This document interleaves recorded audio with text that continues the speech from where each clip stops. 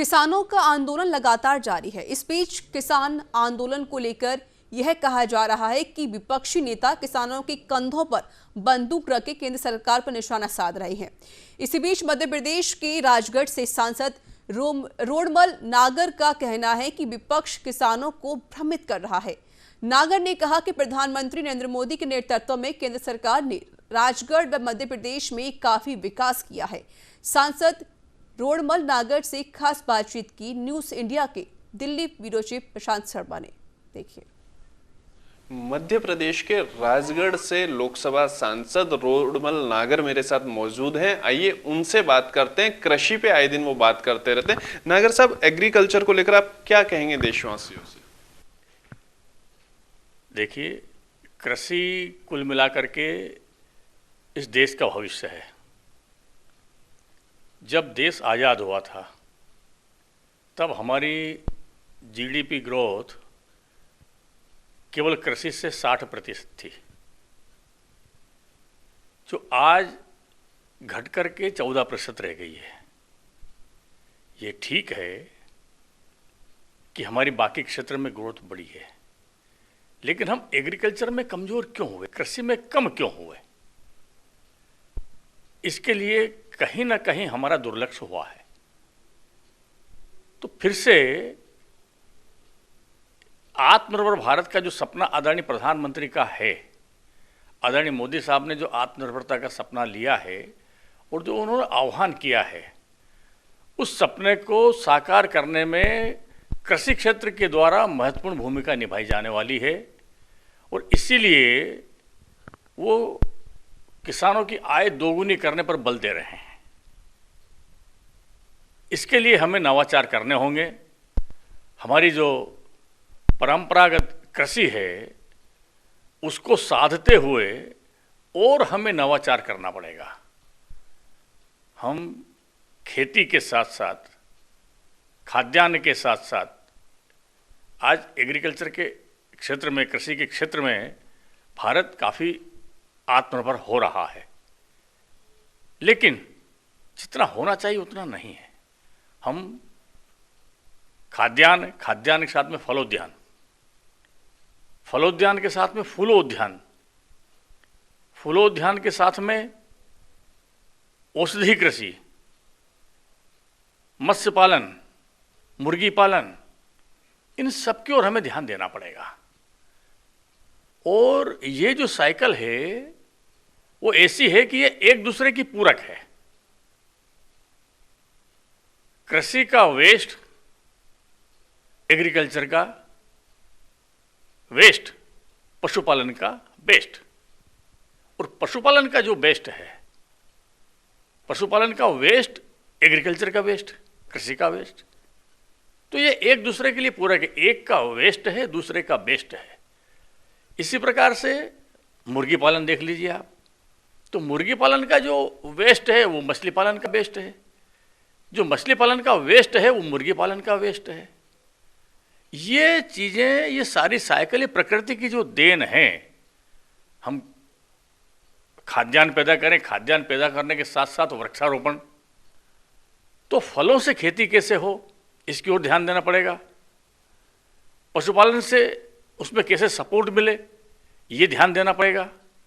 और इसके बाद इसका प्रसंस्करण, इन सारी चीज़ों का प्रसंस्करण, जिस क्षेत्र में जो पैदावार होती है उसका वहाँ पर प्रसंस्करण करके ही उसको वहाँ से बाहर भेजना पड़ेगा।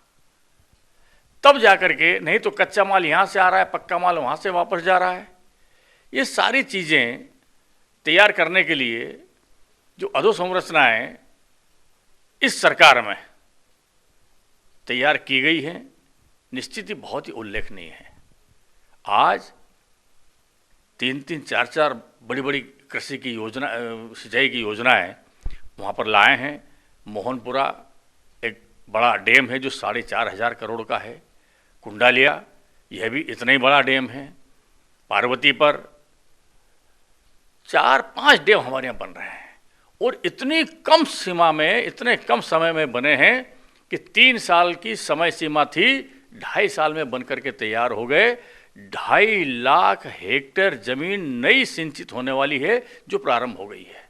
जो पहाड़ी थी, बिल्कुल बंजर भूमि जिसको समझते थे, आज उसमें गेहूं लहलहा रहे हैं, मन प्रसन्न हो जाता है।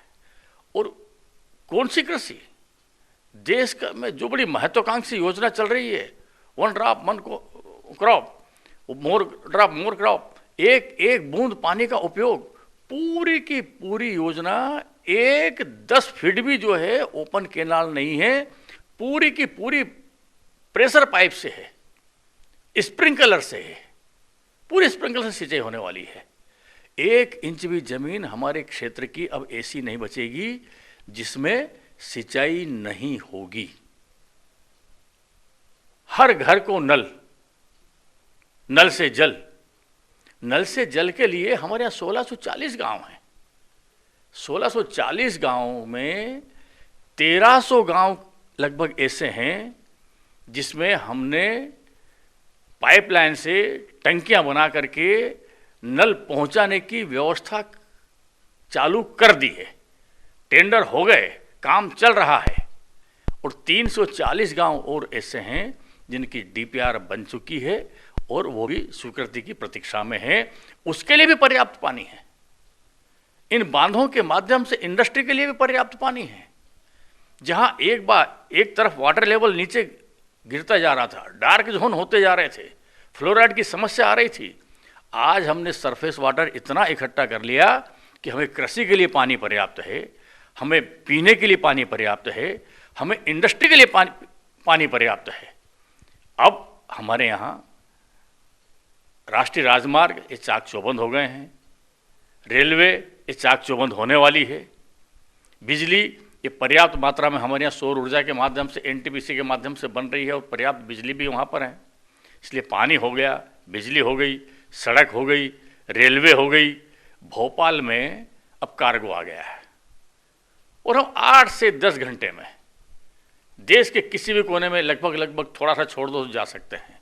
बाई एयर भी दुनिया के किसी भी कोने में जा सकते हैं। अब हमें आवश्यकता है आधारभूत संरचना उस क्षेत्र में जिसको एक बैकवर्ड जिला गिना जाता था। प्रधानमंत्री जी ने आकांक्षी जिले में जैसे उसको लिया, जो प्रयास प्रारंभ किए, हमारा जिला आदरणीय मोदी जी के नेतृत्व में आत्मनिर्भरता की ओर बढ़ रहा है। हमने 1200 हेक्टेयर जमीन इंडस्ट्री के लिए रिजर्व करवा दी है। अब हम कृषि आधारित फूड प्रोसेसिंग के जो यूनिट हैं, ये इकाई हैं जो हमारे क्षेत्र में पैदावार होती है, इसको हम वहाँ लगाने के लिए प्रयास कर रहे हैं।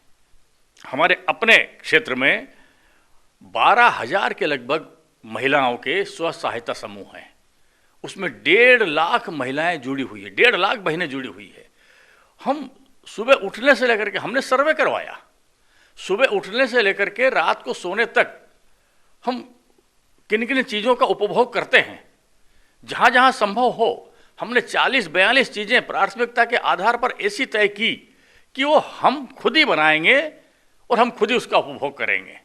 उसके लिए हमने एक अपना बाजार बनाया, अपनी दुकान बनाई और उस जो सामान हम उत्पादन कर रहे हैं, समूह की जो महिलाएं बहनें जो उत्पादन करती है, उसका नाम भी हमने अपना सामान, अपनी अगरबत्ती, अपना मंजन, अपना तेल, अपना साबुन, अपनी फिनाइल, तो ये अपना नाम दिया। और उस बाजार का नाम भी अपना बाजार दिया, दुकान का नाम भी अपना बाजार दिया। अभी तक होता ये था कि जो स्व सहायता समूह की बहनें सामान बनाती है, उन सामानों में वो मानो अगरबत्ती बना रही है, सर्फ बना रही है, सैनिटरी नैपकिन बना रही है, सिलाई मशीन से कपड़ा ले रही है, तो उनको जो कच्चा माल मिलता था, वो कच्चा माल एक तो वो कम मात्रा में लेती थी, इसलिए अच्छा नहीं मिलता था। दूसरी बात, अगर मिल गया तो उसका कोई क्वालिटी कंट्रोल नहीं होता था, और अगर क्वालिटी कंट्रोल भी कर लिया तो उसकी मार्केटिंग नहीं होती थी, उसकी पैकेजिंग नहीं होती थी। इसलिए हमने वहीं के कुछ लोगों को खड़ा करके एक अपना बाजार बनाया और अलग अलग क्लस्टर बनाए। उसमें तय किया कि कच्चा माल ये हम पहुंचाएंगे, क्वालिटी कंट्रोल ये एक संस्था करेगी, उसकी पैकेजिंग एक संस्था करेगी, एक समूह करेगा, और उसकी मार्केटिंग ये कुछ समूह करेंगे। कुल मिलाकर के हमने अभी एक ब्लॉक को लिया था, अब पूरे जिले को लेने वाले हैं और ऐसे क्लस्टर बना करके कम से कम 550-600 दुकानें हम अपने बाजार की दुकानें अपने ही क्षेत्र में लगाएं। अपनी बड़ी, अपना पापड़, अपना साबुन, अपना सर्फ, हम वहाँ हमारी महिलाएं अच्छे अच्छे सर्फ बना रही है, अच्छे साबुन बना रही है, मेहंदी के कोन बना रही हैं, हम गो फिनाइल बना रहे हैं, कई छोटे छोटे आयाम, ब्रेड, बिस्किट, सेव, नमकीन, ये उनके माध्यम से बनवाए जा रहे हैं। और हम कल्पना करें, हमारी बहनें जो इतना हुनर जानती थी पहले भी, मैगी, अब मैगी के लिए हमने एक बार बिठाया, भाई मैगी क्या है, हमारा गेहूं बिकता है 20 रुपए किलो और मैगी आ जाती है 250 रुपए किलो। ये जो 20 का मार्जिन है, उन जब समूह की बहनों से बात की हमने, मैंने खुद ने साक्षात बात की उनसे, तो उन्होंने कहा भैया हम बना सकते हैं। उन्होंने बनाना शुरू किया। अरे ये भाई बियें, ये सेवइयां, यही तो मैगी है। मक्के हमारे यहाँ खूब पैदा होती है, लेकिन मक्के का कॉर्नफ्लेक्स 500-700 ब्रांडेड, अरे वो है क्या, मक्के के पोहे है ना, वो 20 रुपए किलो, कहाँ 20 रुपए किलो, कहाँ 25 रुपए किलो, कहाँ 500-700 रुपए किलो, कितना मार्जिन है, कितना अंतर है। तो इन सारी चीजों को हमने ध्यान में रखते हुए और एक संकल्प लिया है आदरणीय प्रधानमंत्री जी के नेतृत्व में, और सारा जिला, सारा क्षेत्र हम इस दिशा में बढ़े हैं आत्मनिर्भरता की ओर। और खास करके हमारी जो कृषि है, ये कृषि, ये जैविक कृषि कैसे बने, आज जो समय की आवश्यकता है आत्मनिर्भर भारत को, अपने इस देश को अपने पैर पे खड़ा करने के लिए, तो सबसे बड़ी चुनौती हमारे यहाँ है जैविक कृषि, जैविकता। और इस जैविक कृषि को भी बढ़ावा देने के लिए हम लोग लगे हैं, चाहे पेड़ पौधे हों, आज पर्यावरण की बड़ी समस्या है और हमारे मध्य प्रदेश में तो सबसे बड़ी समस्या ये है ही, इसकी आवश्यकता भी है। आज नदियाँ सूख चली है, नदियों में पानी नहीं है और धीरे धीरे और बंद होती जा रही है। मान लीजिए गंगा है, यमुना है, बड़ी बड़ी नदियाँ हैं, ये तो ग्लेशियर से पानी ले लेती है, हम लोग कहाँ से पानी लेंगे, मध्य प्रदेश में कौन सा ग्लेशियर है। और इसलिए वृक्षारोपण, और खास करके नदियों के किनारे वृक्षारोपण, अपने अपने खेतों के किनारे वृक्षारोपण, और वो भी अनचाहे पेड़ नहीं, मनचाहे पेड़ लगा करके हमको जिंदा रहना पड़ेगा। क्योंकि पेड़, ये पेड़ जब बरसात होती है तो एक पेड़ औसत 5000 लीटर पानी का संग्रहण अपनी जड़ों में करता है, और जैसे सर्दी आती है वो पानी सुसुप्त अवस्था में हो जाता है। जैसे जैसे गर्मी बढ़ती है, उस गर्मी के बढ़ते बढ़ते वो पानी अपनी जड़ों से, वो पेड़ अपनी जड़ों से पानी का डिस्चार्ज करते हैं एक एक कण के रूप में। और हम देखते हैं पहाड़ों में से भी झरने फूटते हैं। वो पहाड़ों पे से झरने इसलिए फूटते हैं कि वो जो पानी का संग्रहण उन पेड़ पौधों ने कर रखा था अपनी जड़ों में, वो धीरे धीरे डिस्चार्ज करते हैं। हमारी नर्मदा जो मध्य प्रदेश की जीवनदायिनी है, उसमें कहाँ से पानी आ रहा है, इन्हीं पहाड़ों से, उन पर्वतों पर जो जंगल लगे हुए हैं, जो पेड़ पौधे लगे हुए हैं, उसी का पानी है। और इसलिए हमने जंगल के साथ भी जो छेड़छाड़ किया, जमीन के साथ भी जो छेड़छाड़ किया, और ये इसके लिए कोई जवाबदार है तो हम हैं, जन हैं, जनता है, आदमी है।